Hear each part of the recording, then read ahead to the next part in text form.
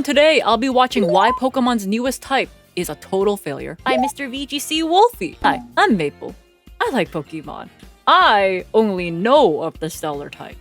I feel like it's gonna be about the Stellar type. Look, the turtle was on the thumbnail. I know about it, but that's just it. I know about it, but I am very, very behind on anything involving Scarlet and Violet because I only got the gym badges, and then I beat the Elite Four and Champion, and that was it. And everything else has been me absorbing knowledge via videos or just watching other people play. So like I existed in a space where they were playing and I was like, oh, neat. Anyways, now I go over to the React corner where I'm gonna go and say, oh, neat. Do a lot of these things. Okay, I go to the React corner now. Whoa. The last time a new Pokemon type was added, it was a disaster. The year was 2014 when Pokemon X and Y introduced the Fairy type, and things were immediately thrown into chaos. Look, they basically said, okay, how do we kill dragons? How do we absolutely destroy them? Because I do recall Gen 5. When they had something funny called gems. See, Pokemon's complex type relationships are balanced extremely precariously, and the addition of Fairy threw things totally out of whack, as it became apparent very quickly that Fairy was only balanced if your idea of balance is someone falling off a tightrope. Fairy was so good and the game changed so dramatically that I personally thought that Pokemon would never add another new type again. So yeah, because like the thing about Fairy typing is there's that like offensively it's just so good. And then I think Steel is still the best in terms of like resistances, even though it did technically get nerfed. It used to resist things like Dark and that kind of stuff. And there was like one more that it used to resist as well. But like resistance-wise, Steel's the best. But offensive-wise, I believe Fairy is basically either the best or it's up there. Now, I could be wrong. This is why I'm watching the video and not making them myself. imagine my shock and horror when Pokemon announced 10 years later that a new type was going to be added in the Indigo Disc DLC. And if it was even close to as strong as— Okay, so I haven't bought that DLC, but at the same time, I'll go back and finish the other routes eventually, okay? Yeah. The Fairy type, this was going to be a problem. And even if it wasn't very good, I mean, there's just no way of— I'm pausing for Fuecoco. I love Fuecoco. I know he's like in the middle of a sentence, but I'm like, Fuecoco. Stop and admire. Wow. Telling how one more new type would affect all the existing types. It really doesn't take— I love that Rosa face, by the way. Telling how one more new type would affect all the existing types. Like, if anything for Pokemon Masters EX, I remember playing that back when it first got released. Then I on and off played it, then I just stopped playing it. But I kind of love just how much personality they gave like Rosa and that kind of stuff. You just get some very fun things. It really doesn't take much to throw the game balance out of whack. As the DLC got closer and closer, it felt like competitive Pokemon was barreling towards a future there would be no turning back from. Except the DLC came and— Society before DLC, society after DLC. Hold up. I'm like covering half the meme, but it's like the same thing. Blah.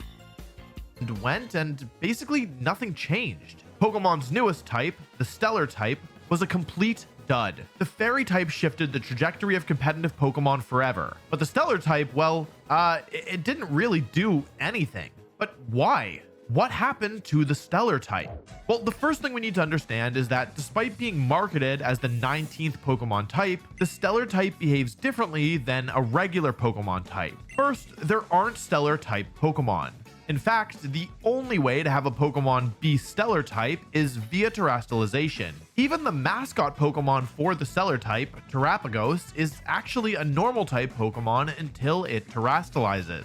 There also aren't Stellar type moves. The only way you can use a Stellar type attack is via Terra Blast, which does damage based on your Terra type, or Terapagos' signature move, Terra Star Storm, which is a normal move unless Terapagos is Terra Stellar. Okay, so if there aren't Stellar type Pokemon and there also aren't Stellar type moves, what's the point? Well, that's a great question. What is the point? Let's talk about what happens when a Pokemon terastallizes to Stellar. And can I just say, I think all of you are Stellar. Aw, thanks, bro. Unlike every other type in the game, the Stellar type doesn't have weaknesses or resistances. Because there are no Pokemon that can access the Stellar type without terastallizing, the Pokemon Company chose to treat the Stellar type more like a modifier on a Pokemon's base types, rather than a new, distinct type. So when a Pokemon terastallizes into the Stellar type, it keeps all of its original weaknesses and resistances. So Terra... I feel like we're heading towards the conclusion of like, because it doesn't do much and because it doesn't really provide any like crazy benefits or even any crazy, well, not, I wouldn't say downsides, but like, just because it doesn't provide much, it can't really change anything. Like, why go to Stellar type when you can just terrastallize into something useful? Stellar Pikachu is weak to ground and resists electric, flying, and steel type moves. In other words, terastallizing into the Stellar type does absolutely nothing to change your Pokemon's defensive relationships. Instead, it affects a Pokemon's offense. When a Pokemon terastallizes into one of the standard types, it gets an offensive boost to moves of its Terra type. If a Pokemon terastallizes into a type that it didn't already have, such as Hydreigon becoming Terra Fire, all moves of the Terra type get a 50% boost. I really love that Hydreigon can like just terrastallize into like fire. It's just very like funny seeing like this dragon that is 4 times weak to fairy and that's just completely gone. I do like that. So it makes sense why people aren't just using Stellar in the first place. It's just that if you're gonna keep all of your, you know, defensively, you're gonna just keep everything you were weak to before, then what's the point? If the Pokemon terastallizes into a type it did already have, well, it was already getting a 50% boost thanks to something called Same Type Attack Bonus, or Stab for short. So instead, this Stab multiplier gets changed to a 100% boost, which is about a 33% increase. If you don't like math, you don't need to remember the details of this interaction. Just keep in mind that whatever type a Pokemon terastallizes into makes moves of that type stronger. Easy. I'll have you know, math was one of my best subjects in university. Don't worry what I'm using my degree for, even though I can't find a job in chemical engineering, but it's okay.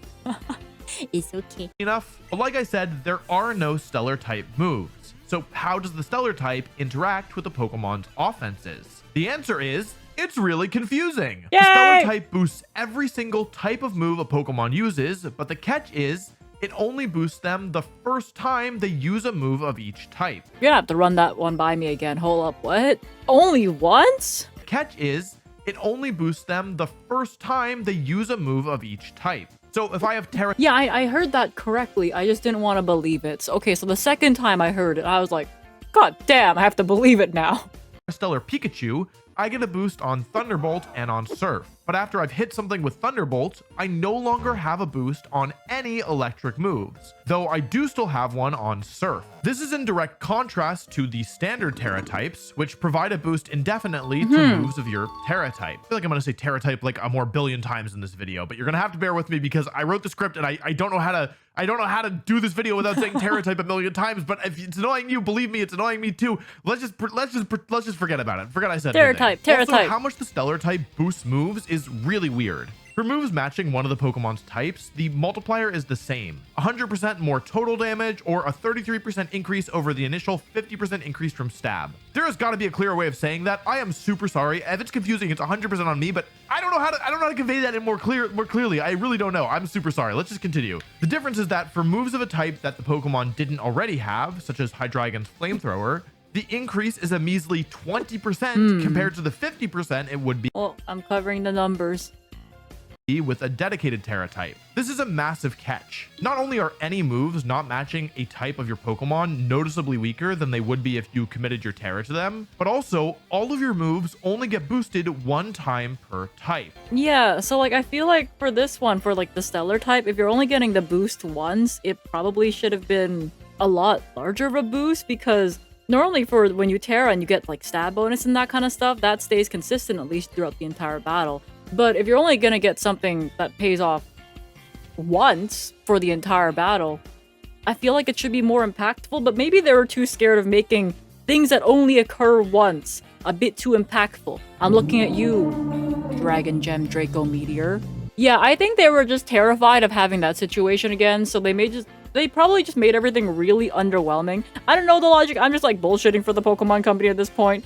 But I can see where the fear comes from. It just feels really bad.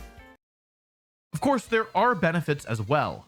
Normally, your Terra type can only boost one type of move, so being able to boost them all is actually pretty useful. Okay, stat bonus for the type, keep the previous stat bonuses. Example of Terra Water Jigglypuff is a Fairy. Water, normal stab. I read that in the wrong order, bleh. If the Terra type, oh my god. Terra type is the same as the users, that type gains a stronger damage bonus, and the damage bonus is 100% extra times 2. Yippee! Yeah, and I felt like I had to pause to read this just because I bet you he's just gonna go to the next screen, so... paused.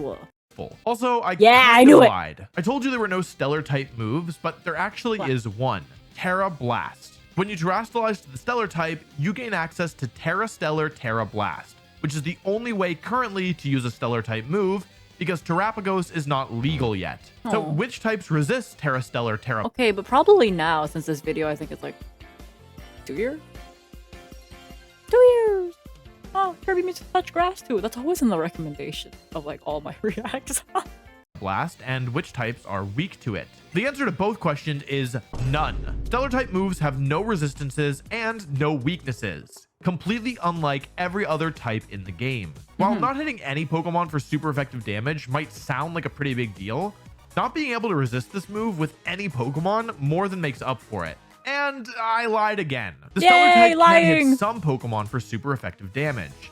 Any Pokemon that has terastallized, regardless of their base type. This is one of the only ways of hitting Pokemon that are trying to use terastallization to eliminate all their weaknesses, such as Terra Electric Cresselia. And this isn't even the end of the oddities of the stellar type. See, Terra Blast gets weird only when used with the stellar type. Rather than being an 80 power move like it is for literally every other type in the game, it's instead 100 power. And instead of having no effect beyond doing damage, Terra Stellar Terra Blast lowers the user's attack and special attack stats by 1 stage after hitting a Pokemon with the move. So, as a recap, terastallizing to Stellar doesn't change a Pokemon's weaknesses. So you're telling me the Terra Blast move for when you're a stellar type also just has a direct drawback? And the really only thing you get is an 80 damage, an 80 power move to 100 power move, but having the 100 power move reduces your own stats after? We have like better moves that do that. Like, isn't close combat like 120? It's a battle, win or lose. It's the friends you make. Subscribe or you will lose. I'm small meeple. Bye. Or resistances. Gives them an offensive boost to every move, but only for the first use of each type, and lets them use an unresistible Terra Blast that weakens the user after it hits something. And it doesn't work. Well, I mean, I guess it works as intended, but nobody's using it. And I think there's actually a couple good reasons for this. Mostly, the stellar type just isn't very good. First, not changing anything about your weaknesses and resistances is, to use a Latin phrase, not great. Even Pokemon that use their Terra offensively tend to get defensive benefits too, like how Terra Fairy Fluttermane loses its weakness to Ghost, allowing it to not only boost its Fairy type moves, but also no longer be weak to opposing Fluttermane, or how Urshifu Rapid Strike turns off its weaknesses to Flying, Fairy, and Psychic when it terastallizes to water. Even a Pokemon like Ogerpon Water, who can't choose its Terra type, actually loses all 3 of its weaknesses in exchange for 2 new ones by terastallizing to water. Yeah. So you can see that even when a Pokemon terastallizes into a type like losing the grass type there is pretty big just because grass type has a lot of weaknesses. It already has, it often still gets some kind of defensive benefit. Okay, but nobody is using Terra Stellar defensively. What about the offensive benefits? Being able to boost every single type of move has gotta be good, right? No! Well, yes, it is good, but only being able to boost them a single time? Is that really worth it? So the answer was actually yesn't. Most of the time, if you're going to terastallize a Pokemon, you probably want it to stay on the field for at least a couple of turns. And with Terra Stellar, if you overstay your welcome, you'll have nothing to show for it. Now, this isn't rocket science, but most Pokemon want to use their strongest move. Almost every Pokemon in the game has one move that's stronger than all the others. Only getting a boost on this move a single time is a real liability, especially because if you forego Terra Stellar and have your Terra type match the type of your strongest move, You don't need to limit yourself to a single use. So what kind of Pokemon even want to use Terra Stellar? Let's think about this. First, we can eliminate all Pokemon that want a defensive Terra, since Stellar Terra doesn't change a Pokemon's defensive relationship. Yeah, like, I know we're only halfway through the video, but I can definitely just see that, yeah, you can't use your best move more than once without having that. I guess you can, but you just won't have the same benefit. And then there's like other things that, there's like the choice items, right, that allow you just to pick one move and go all into it. So it just yeah, the Stellar type just feels so bad. Oh my god. Second, we probably want Pokemon that aren't going to stay on the field for too long, since the offensive benefits run out quickly. Third, we want Pokemon that have multiple moves that are very strong, especially Pokemon with 2 types, so they can best utilize Stellar Terra. I think one obvious place to start looking is with Pokemon that hold items such as the Choice Specs, who normally run 4 offensive moves and are built specifically to do as much damage as possible. Yeah, they want to do as much damage as possible. They tend to have like a decent amount of like coverage, so that way you can kind of just switch into the situation, I want to say, and then you pick that one. So the choice items are a great one for like, I want to say not countering as like in battle, but the entire concept of the Stellar type. It's just like the Stellar type benefits just run out way too quickly, but the choice items just allow you to go like, I will click this button. I will click this one move. I'm gonna click it multiple times actually. I will click this button and then I die, but hopefully your opponent dies first. In Pokemon. But the problem with Stellar Terra on, say, Choice Specs Flutter Oh wait, that's so cute.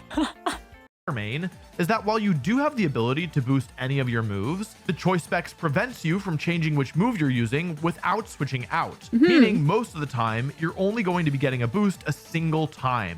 In actuality, the types of Pokemon that have seen the most success with Terra Stellar are Pokemon that hold the Focus Sash item, preventing them from being knocked out in a single hit. These Pokemon are good candidates for the type as they're almost always trained to maximize their speed and offense, since the Focus Sash helps them stay alive anyway, meaning the defensive drawbacks aren't as meaningful. And the Focus Sash doesn't restrict their move usage, allowing them to get more value out of Terra Stellar. Pokemon like Chien-Pao, Urshifu Dark, and Fluttermane are the main Pokemon using Terra Stellar right now when they hold the Focus Sash, so it does have some usage. But the thing is, even on the Pokemon it's best suited for, the Stellar type just isn't that good.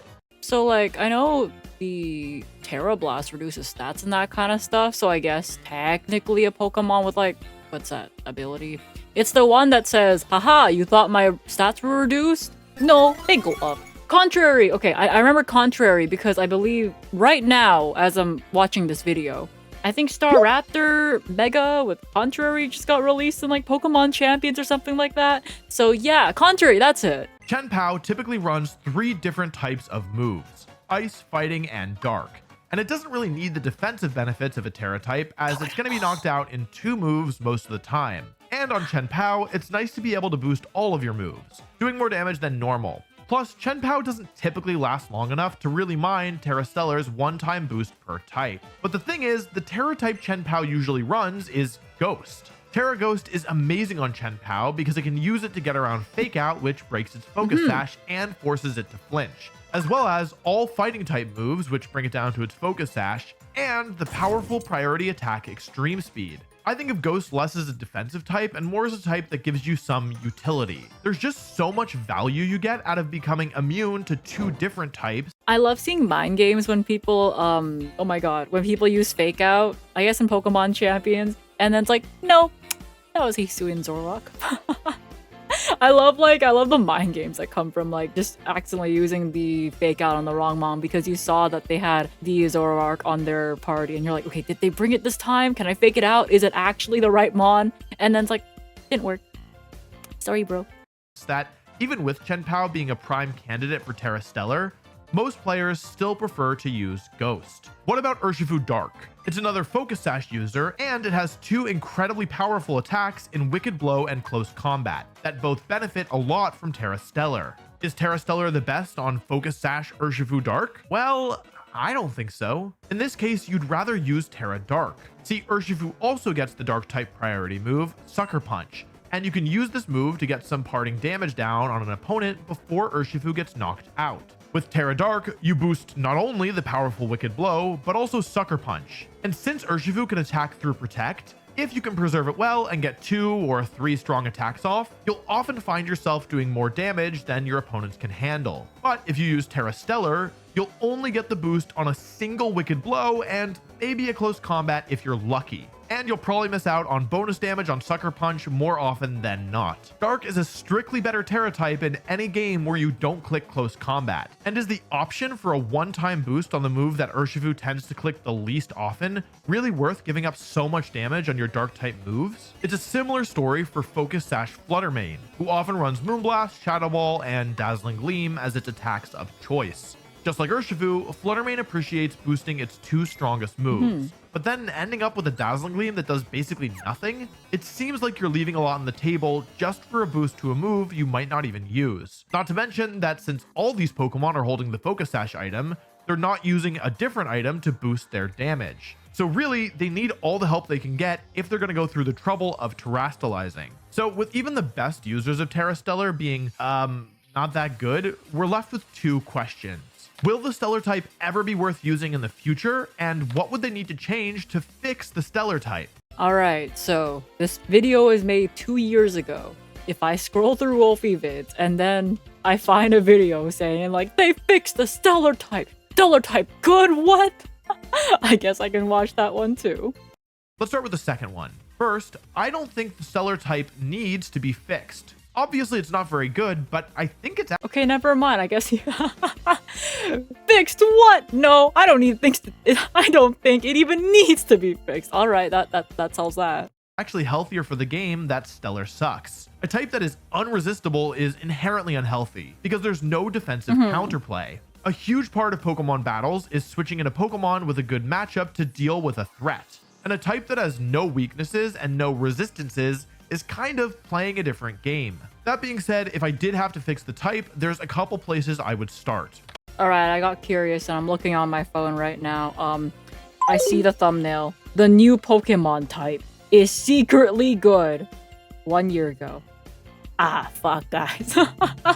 Ah, fuck. First, I'd make non-stab move boosts equivalent to how it works with the other Terra types. A 50% boost rather than a 20% one. I don't think this would be overpowered, as you often still prefer to use your stab moves, and you would still only get the boost a single time. If Stellar type enthusiasts still wanted more buffs, I'd probably recommend changing the boosts to, instead of being one time per type, instead decreasing with each use. Something like 50% of the first move, 30% of the second, 10% of the third, and then no boost afterwards. If that still wasn't enough, the last thing I would think to try is going back to only the first move of each type being boosted, but making that boost bigger than what it is with a traditional Terra. So if Terra Fairy Fluttermane gets a 2 times damage boost on Fairy moves, maybe Terra Stellar Fluttermane gets a 2.25 times damage boost on its first Fairy and Ghost type attacks. This would probably be a bit too strong, but you would still have the once per type drawback to balance it out a little bit. Of course, this is just theoretical. Because the Stellar type is tied directly to terastallization, I don't expect it to be making a return in future games. So it's pretty unlikely that it'll receive balancing adjustments.